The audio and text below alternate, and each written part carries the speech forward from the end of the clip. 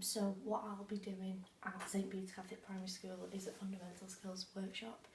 I've chosen to do it because if they don't know the basic techniques, then they won't be able to progress. So if you wanted to go into something, for example football, but you don't know how to run properly, or you don't know how to kick a ball or throw, you won't have the opportunity to do that. So I want to give these kids the opportunity to be able to do what they want to do with sport.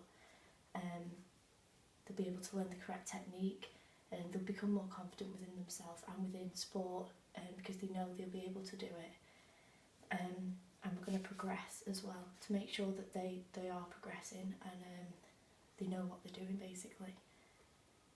So these are a couple of the fundamental skills that we're going to be working on. It's going to help people in Key Stage 1 develop physically using the fundamental skills. So for example, running. If you can't run, you'll never be able to go into track, football, tennis. If you can't throw, you won't be able to go into rugby, rounders or bowling.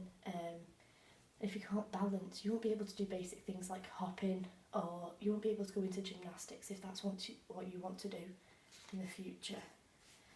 A couple of health benefits of being able to fundamentally move. It provides important protection for developing coronary heart disease. You'll be able to have a longer life, better managed weight, lower blood pressure, and healthier cholesterol levels as well. You'll have a healthy growth and development of cardiorespiratory system, as well as the bones and muscles, and mental and social benefits as well. For example, confidence, you'll be happier, you'll be able to relax more as well, which means obviously you'll be able to sleep better as well, which is imperative for kids, especially to get enough sleep so they can perform well in school, general daily life and stuff like that. So the outline of the workshop is to improve movement for Key Stage 1 pupils. They can't progress as sports people if they can't perform basic skills. And in the national curriculum as well, it states that pupils should develop fundamental movement skills, becoming increasingly competent and confident. So it's not just all about physical competence as well, it's about confidence. If they know that they can do this, they can do anything. So we're supporting the national curriculum in that as well. The reason I believe that we have an unsporty nation compared to the USA or Australia is because the children can't perform basic skills like this. So obviously if we teach them how to do these basic skills, then maybe the nation as a whole will become more sporty, and we'll get them elite athletes as well out of it as well. So I'm obviously working with the School Sports Partnership in South Ribble, and this is what I understand that you do yourself to help children. And I got all this off the School Sports Partnership website as well for South Ribble. So you develop competitive situations for children who don't have the ability to be picked for the teams, obviously making it all inclusive, which is what it should be for children. It shouldn't always be the gifted and talented children that get to go and represent the school and stuff like that. So we get the other people involved as well. Support the delivery of the national curriculum as well. Obviously, as you've seen in the slide before, that movement is imperative for Key Stage 1 in the national curriculum.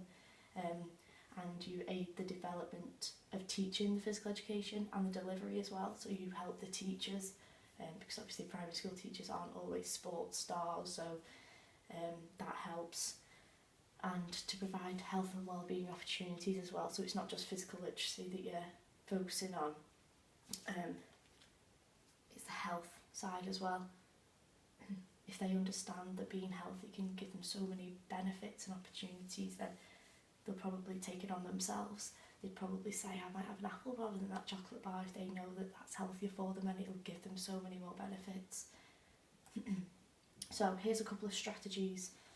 The Youth Sports Trust obviously works with primary schools and secondary schools as well, but for primary schools they've got this programme called Booper Start to Move, and it states that on the Youth Sports Trust website that developing physical literacy is an innovative approach to professional development in PE and teachers of 4 to 7 year olds, and provides children with the foundations for successful participation in PE and sport.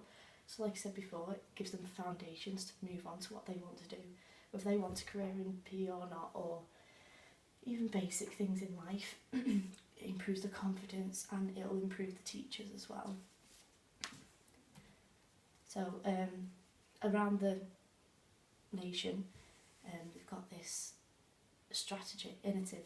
initiative called School Games, which aims to increase and improve competitive school sport, not only for the gifted and talented, but also the children that I was talking about before, who wouldn't usually have the opportunity to get involved into competitive school sport. So you'll have kids with maybe even dyspraxia or behavioural or learning difficulties that wouldn't usually get the chance, but are gifted if you give them that chance. And this is a quote from the South Ribble School Sports Partnership website. It says, "The School Games, sponsored now by Sainsbury's, aim to be much more than just competitive school sport. The aspiration is to support all young people to achieve their personal best in sport and in life."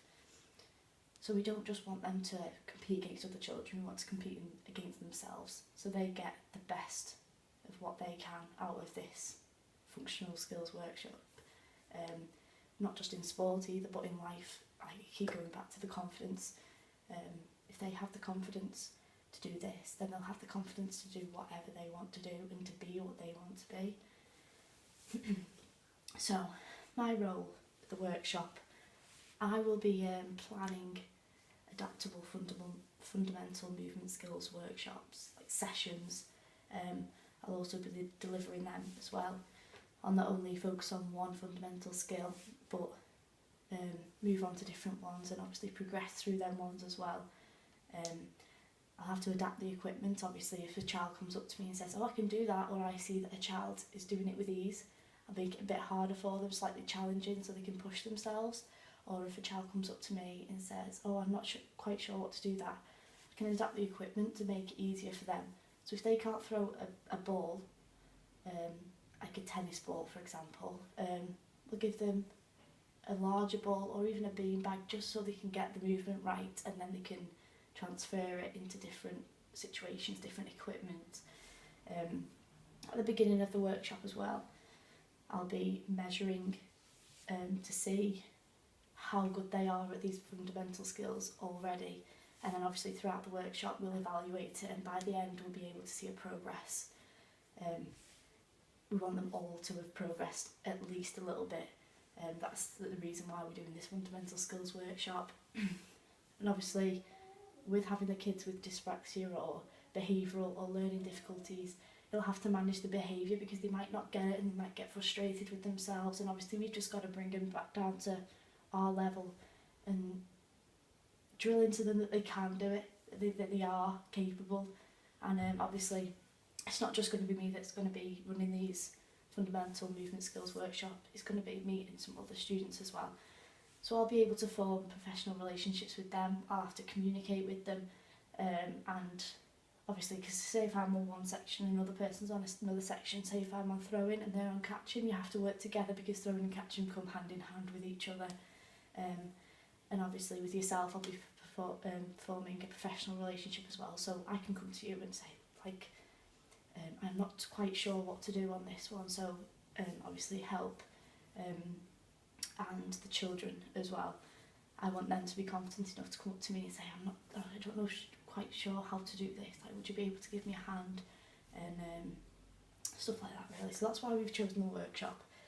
I feel like it covers every aspect of life and sport, and it progresses them. If they can't do these basic skills, they can't progress, and that's what this is all about, really progressing.